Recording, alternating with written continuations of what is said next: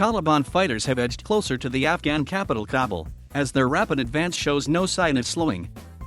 Fighting has been reported in Maidan Shar, 40 kilometers from the capital, and in Mazar-e-Sharif, the only major city in the north still under government control.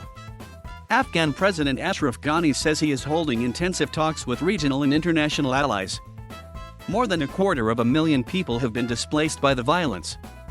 With much of the country in Taliban hands, many of those fleeing have headed towards Kabul in the hope of finding safety.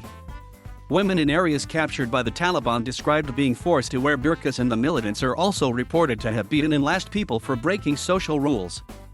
U.S. troops now in Kabul will be able to airlift thousands of people a day, officials say.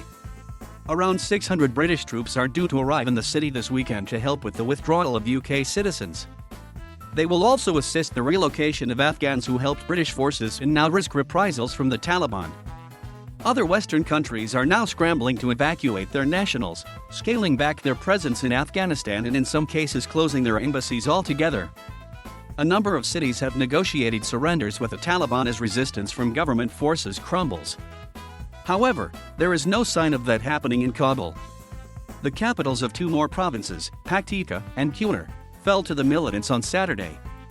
Unverified footage from the city of Asadabad, in Kunar, showed people waving the Taliban flag and walking through the streets. The Taliban are now in control of more than half of the provincial capitals in the country.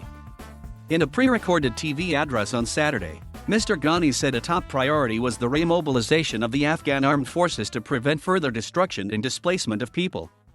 Mr. Ghani said he would not let a war that was imposed on people cause more deaths, and praised the courageous security forces. The speech came amid speculation by some that Mr. Ghani may have been about to announce his resignation. The UN has appealed to neighboring countries to keep their borders open so that displaced Afghans can reach safety. UN Secretary-General Antonio Guterres said the situation was spinning out of control.